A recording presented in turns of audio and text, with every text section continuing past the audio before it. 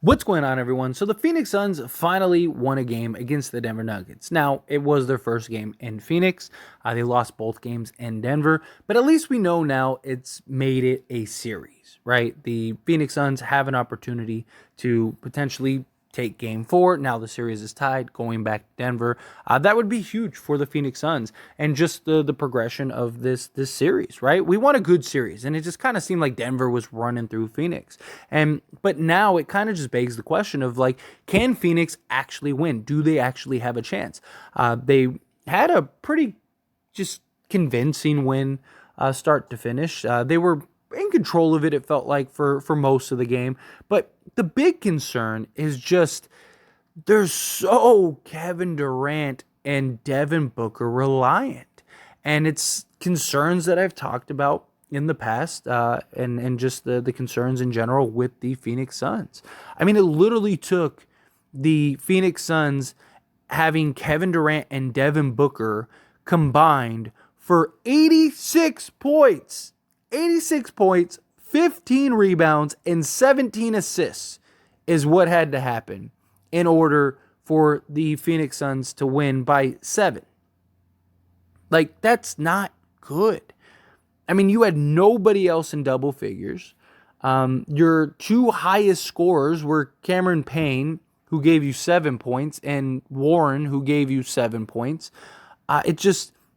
It's taking Devin Booker averaging 40 this series and Kevin Durant averaging, 40 this series just to win. And that is something that I don't know, I just don't believe is sustainable. I mean, look, Kevin Durant, one of the greatest scorers in NBA history. Devin Booker is an incredible scoring talent, right? I mean, he's working his way up there. But playing 40 to 45 minutes a game and having to score 40 points each every game, I don't see them being able to stick around long enough to beat the Denver Nuggets. And even if they beat the Nuggets, at what point do they just get worn down? Right? Especially Kevin Durant with his age, his injury history. Knock on wood, you'd hate to see something happen. You really would. But you see the same thing like with Chris Paul, and it's just now Chris Paul's out. And I even said when we got the news that Chris Paul was out that I still thought the Suns would be okay without him. And I actually think that there's an argument to be made that the Suns may be actually better without him, because now the ball's in Kevin Durant's hands more, right? Kevin Durant got 31 shots. But also Kevin Durant was one of the best just playmakers and pick and roll players in the entire league. So putting the ball in Kevin Durant's hands and letting him make decisions is never a bad idea. Putting the ball in his hands and letting him make plays is just never going to be a bad idea.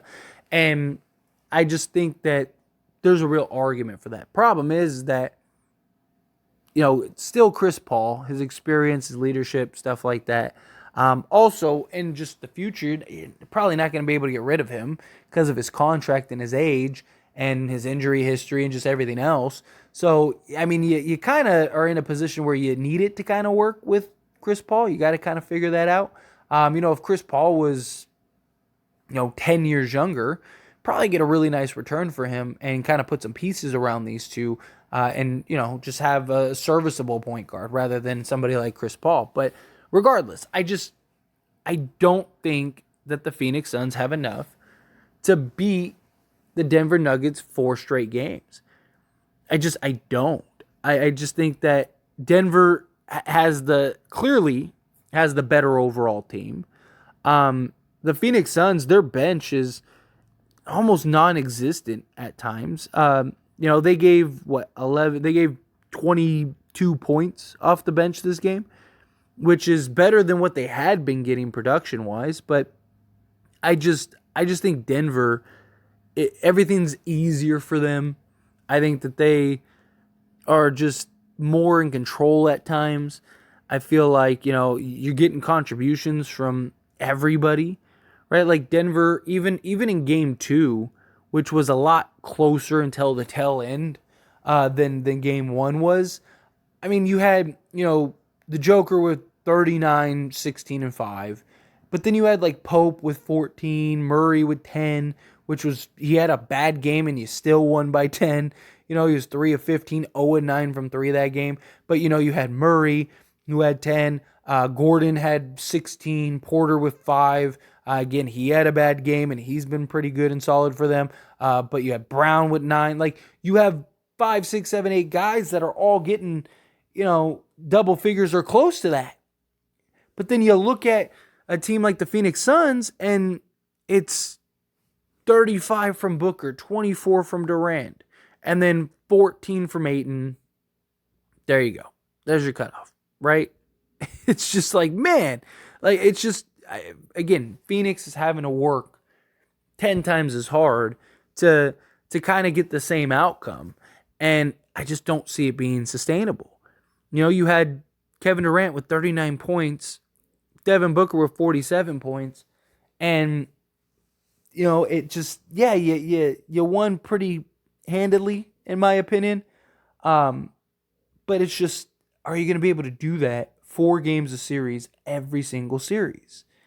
Is that going to be a possibility? Because it's only going to get harder, right? Like, Phoenix, let's say they do get through Denver. Then they got to play the Lakers or the Warriors. And the Lakers and the Warriors, well, the Lakers have the best defense in the entire league. And so that means they're going to make Kevin Durant and Devin Booker work twice as hard as Denver and the Clippers made them work. They play Phoenix, or they play the Warriors. I mean, it's the Warriors, right? The Warriors are going to be running them rampant. And you don't think Steve Kerr is going to take advantage of Kevin Durant and, Devin Booker having to play 40 plus minutes a game? Like, absolutely. He's going to have a field day with that. He's going to be throwing bodies at him, just trying to wear these guys down. And it's just, that's the thing. Luckily, Denver, like, they don't have a ton of guys that they can just throw at Kevin Durant and Booker to slow him down. But a team like the Lakers, for Kevin Durant, you got LeBron, you got AD, you got Rui, you got Vanderbilt, right? Like, if you need to, you can throw Troy Brown. Again, you're not going to stop Kevin Durant, but you can throw 5, 6, 7, 8 bodies at him over a 7-game series to just really start wearing him down, if he's not already worn down by that point. It's just like the Warriors, Andrew Wiggins. They could put Andrew Wiggins on him and just say, like, hey, just make him work as hard as physically possible. Put Draymond Green on him. Draymond, go rough him up a little bit. Make him work as physically as possible, right? Like, all of those things. Like, you just get that wear and tear. And then, very likely, if they get through the Western Conference, they're going to end up having to play the Boston Celtics, who have a top 5 offense and a top 5 defense, and they have Jaylen Brown, and they have Jason Tatum, and they have, Marcus Smart, and they have, Grant Williams, and they have, like, it's just, I just don't see it. I don't see Devin Booker and Kevin Durant being able to sustain what they're having to sustain, or they just either fall apart completely, or they just get so worn down that they can't do it anymore. And, and are they going to be able to do this 4 games?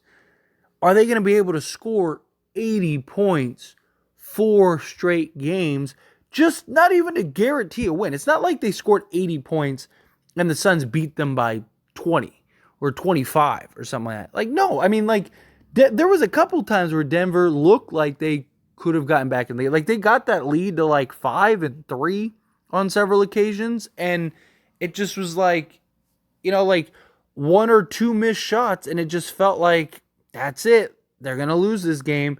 And again, like, the Phoenix Suns were in control. They had the lead a good majority of this game, but it's just, again, if Devin Booker misses a shot or two, and instead of 47, he gives you 44, you might lose this game. Kevin Durant, if he gives you 35 instead of 39, you might lose this game. And that's tough. Like, that's crazy to think about. That you could have these two guys have games like this, and it's not a runaway game. And it's like, man, if they just missed uh 2 or 3 more shots, they probably lose this game. I don't know. I don't think that there's a real answer to Phoenix this year. I don't believe in this team. I said it the moment they traded for Kevin Durant. They lost all of their depth. They lost all of their defense. These two guys have to put on heroics night in and night out just to stay in games. Not even necessarily win them, but just to stay in them. You're going to have these two guys put up 100 points. It's insane. It's insane. Like the usage rate that they have, the minutes that they're playing, I just don't see it being sustainable. I just don't. I mean, there's a reason that you don't see other guys in the league doing the same thing. And with Kevin Durant's history, it's a concern. Devin Booker's hasn't been a model of health lately. And look, I understand for like a game, it's a game 7, sure, all hands on deck. If Kevin Durant and Devin Booker have to play 48 minutes, they play 48 minutes. Right? Whatever you got to do. But for all 7 games, that's a big difference. But I do. I think Denver wins in 6 tops. I really do. I think this trade was more about next year.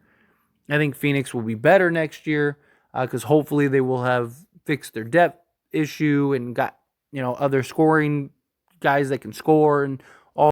And Kevin Durant and Devin Booker don't have to play 48 minutes a game and put up 80 a game for them to even have a chance. But anyway, as always, this is a discussion, so I pass the question to you. Let me know your thoughts and opinions down in the comments below. What do you think? Do you agree with me? Disagree with me? How do you feel? Whatever your thoughts are, I'd love to hear it. Let me know down in the comments below.